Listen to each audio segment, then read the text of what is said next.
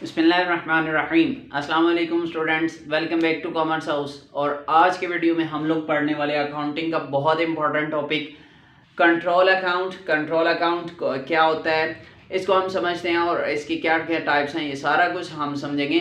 लेकिन इसके साथ हम एक न्यूमेरिकल भी करेंगे।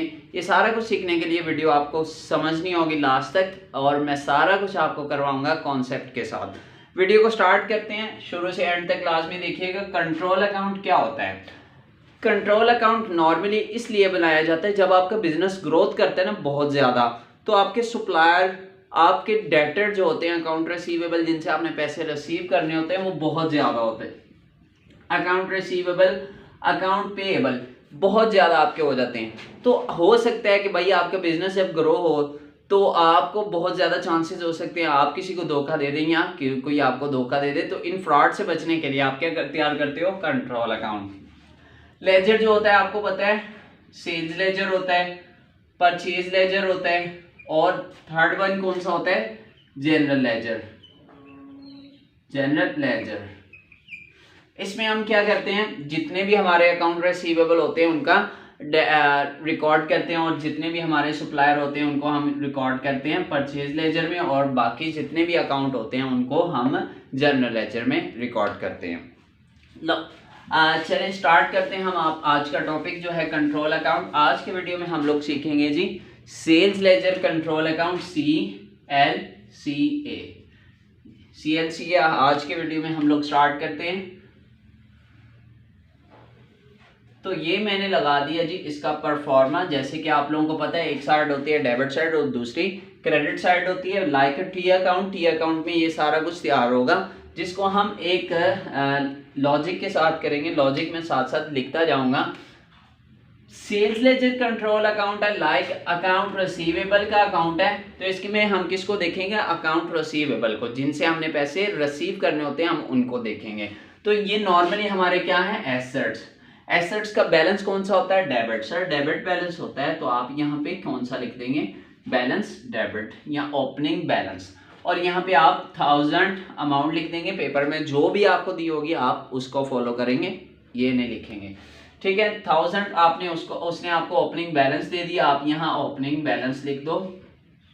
और याद रखिएगा बैलेंस होता है कभी कभी माइनॉरिटी बैलेंस भी होता है, कभी कभी ऐसा बैलेंस भी होता है कि बैलेंस वो आपको ओपनिंग बैलेंस जो है वो क्रेडिट बैलेंस भी दे सकता है। बिल्कुल ऐसे ही है कि कभी कभी आपने जिनसे पैसे लेने होते हैं उनको आपने देने भी होते हैं, यानी कि वो आपको डुप्लीकेट पैसे दे जाए, यानी कि आपको 2 बार पैसे दे जाए, ऐसे भी हो सकता है। तो आपको उनका बैलेंस है। अब उनको पैसे वापस करना आपकी क्या है? Liability.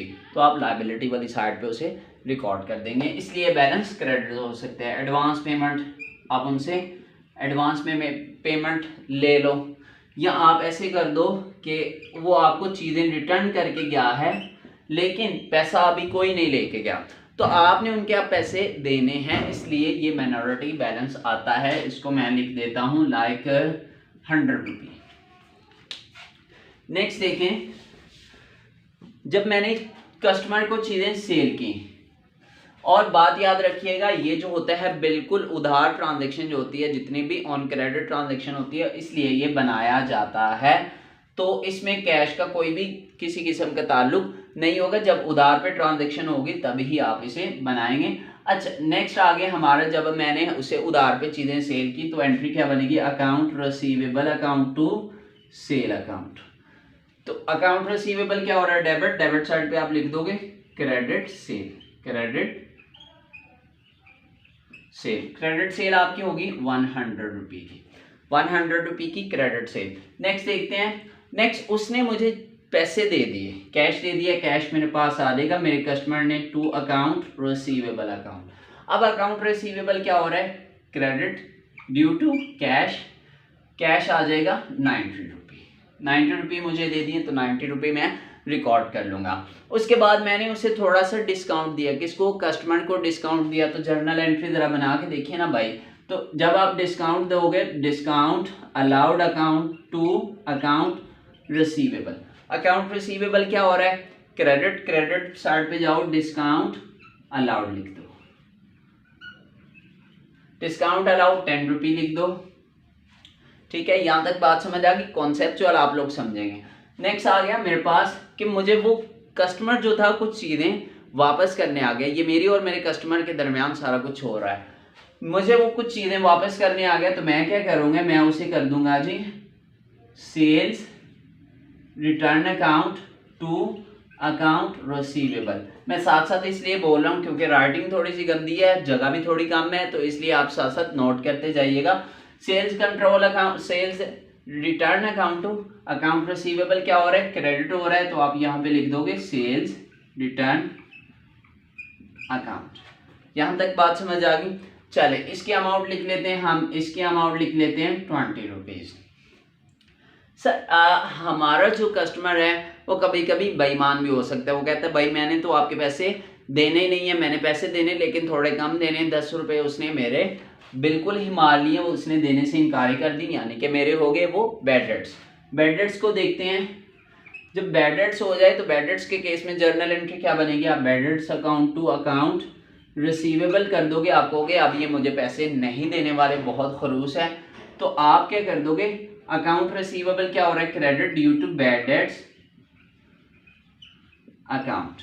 Bad debts account 10 rupees से उसने आपके पैसे मार दिए। नेक्स्ट देखते हैं, आपका कस्टमर जो है बिल्कुल अच्छा नहीं है, वो आपको पैसे टाइम पे नहीं देता, तो आप क्या करते हो, आप कहते हो कि भाई मैं आपको इंटरेस्ट चार्ज कर दूंगा, आप उसे इंटरेस्ट चार्ज करोगे, तो account receivable account to interest account. अब इस केस में आप क्या करोगे, अकाउंट रिसीवेबल डेबिट हो रहा है, किसकी वजह से, interest for late payment. Rupees आप 0.5 कर देते हो कि मैंने आपको 5 रुपये इंटरेस्ट चार्ज कर देना है। तो सर ये थी हमारी CLCA की एंट्रीज जो थी बिल्कुल ही सिंपल। आप थोड़ी सी मुश्किल एंट्रीज की तरफ चलते हैं। हो सकता है कि मेरा जो कस्टमर है वो मुझे डुप्लीकेट अमाउंट कर दे, 2 दफ़ा पैसे दे दे। मतलब देखें ज़रा, 50 रुपये उसने देने थे, उसने मुझे दे दी 100 रुपये। अब मुझे बताएं 50 रुपये देने मेरी क्या है, उसको वापस करने मेरी क्या है, लायबिलिटी। सर जब लायबिलिटी इंक्रीज होती है तो वो क्या होती है, क्रेडिट।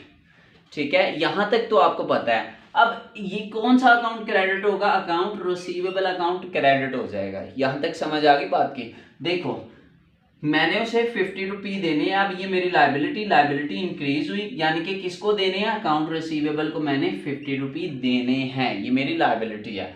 अब मैं उसे उसके 50 रुपये दे देता हूं तो मेरी लायबिलिटी क्या हो जाएगी, डिक्रीज हो जाएगी। लायबिलिटी डिक्रीज हो जाए तो सर वो होता है डेबिट। कौन डेबिट हो जाएगा, अकाउंट रिसीवेबल। अकाउंट रिसीवेबल क्या हो जाएगा, डेबिट। एंट्री क्या बनेगी, जब आप उसे 50 रुपये दे दोगे तो कैश आपकी जेब से चला जाएगा और अकाउंट रिसीवेबल क्या हो जाएगा, डेबिट हो जाएगा। अब ये सारा जो है इसको मैं रेज करके सारा साफ लिखता हूं। अब अकाउंट रिसीवेबल क्या हो जाएगा, डेबिट। तो आप डेबिट साइड पे क्या लिख दोगे, रिफंड अमाउंट। ठीक है, रिफंड अमाउंट वो कि जो गलती से उसने आपको डुप्लीकेट दे दी थी लेकिन आप उसे वापस करोगे, ₹50 आ जाएगा। नेक्स्ट क्या है कि सर कॉन्ट्रा एंट्री की तरफ चलते हैं। कॉन्ट्रा एंट्री क्या होती है, सेट ऑफ क्या होता है।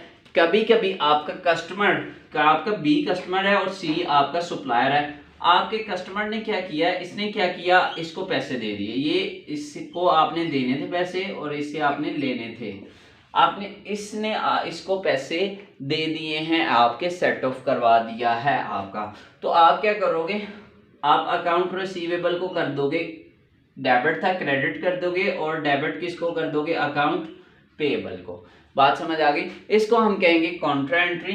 तो अकाउंट रिसीवेबल हो रहा है क्रेडिट, क्रेडिट साइड पे आप जाओगे, आप लिख दोगे कॉन्ट्रा, और यहाँ पे आप SLCA नहीं लिखोगे, आप लिखोगे PLCA। मतलब कि आप इसके बिल्कुल उलट लिखोगे। अगर सीधा लिखोगे तो वो गलत हो जाएगा। क्यों PLCA, क्योंकि यहाँ पे आपका हुआ है सेट ऑफ, तो आप यहाँ पे सेट ऑफ भी लिख सकते हो, कुछ भी लिख दो, सारा कुछ सही रहेगा। तो कॉन्ट्रा एंट्री मतलब के set off PLCA account. Rupees आ गया इसका 50। सर ये वो एंट्री थी जो बहुत ही मोस्ट इंपॉर्टेंट होती हैं, जो कि आपके पेपर पॉइंट ऑफ व्यू से किसमें, CLCA में।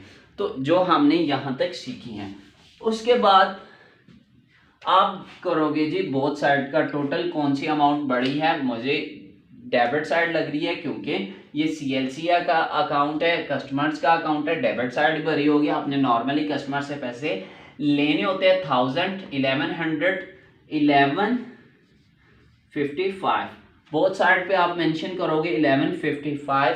उसके बाद उसमें से इसको लेस करोगे तो आप यहाँ पे लिख दोगे balance carry down. Carry down मतलब क्लोजिंग बैलेंस। कितना बैलेंस बचता है आपका, जितना भी बचता है आप नॉर्मली 940 आई थिंक ये बचता है। बाकी गलती हो तो आप कैलकुलेशन की गलती चेक कर लीजिएगा, गलती हो तो मुझे कमेंट बॉक्स में लाजमी बताइएगा। इस क्लोजिंग बैलेंस को आप नेक्स्ट ईयर के लिए बैलेंस ब्रॉट डाउन कर दोगे और क्या लिख दोगे 940, जो कि आपका नेक्स्ट ईयर के लिए क्या बन जाएगा ब्रॉट डाउन। तो गाइज ये थी हमारा कॉन्सेप्चुअल आज का CLC अकाउंट, जिसमें हमने कॉन्ट्रा को सीखा, कंट्रोल अकाउंट क्या होता है और ये सारा कुछ हमने सीखा। तो नेक्स्ट वीडियोस में बहुत सारा कुछ आप लोगों के लिए आने वाला है। वीडियो अच्छी लगी हो तो कमेंट कीजिएगा और दोस्तों के साथ शेयर कीजिएगा, सब्सक्राइब कीजिए ताकि मेरी आने वाली नई वीडियोस का नोटिफिकेशन आपको सबसे पहले मिले। Thank you for watching. अल्लाह हाफ़िज़।